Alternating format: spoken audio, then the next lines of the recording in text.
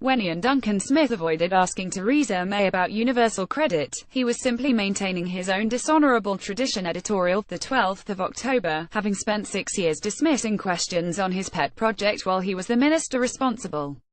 Les Bright, Exeter, Devon. Rex Tillerson's alleged comment that President Trump was a moron. G2, 12th of October, brings to reality the words of H. L. Mencken in the Baltimore Sunday, 26th of July 1920. As democracy is perfected, the office of president represents, more and more closely, the inner soul of the people.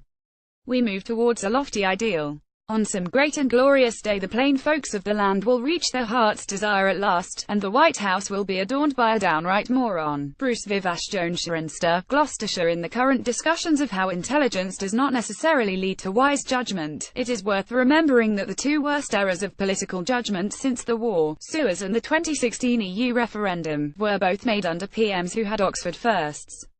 Roger Bardell-Welwyn, Hertfordshire. I recall an Arts for Labour fringe meeting in Brighton at a Labour Party conference in the mid-1990s, just as the new Labour rebrand was rearing its head. Letters, 9th of October. The Shadow Arts Minister, a slightly embarrassed Chris Smith, hesitated in his opening remarks, saying, "I don't quite know how I'm supposed to address you this week, but let's try this, new comrades." Christopher Gordon, Winchester, Hampshire. Further to Janet Mansfield's letter, 13th of October. My mother taught in a Birmingham primary school during the war. On complaining that a child stitched into his clothing could do with a wash, she received the following rebuke from his mother: "You're supposed to learn him, not smell him. He ain't a geranium." Celia Twomey, Letchworth, Hertfordshire. Join the debate. Email guardian.letters@theguardian.com. Read more Guardian letters. Click here to visit goo.com. Letters.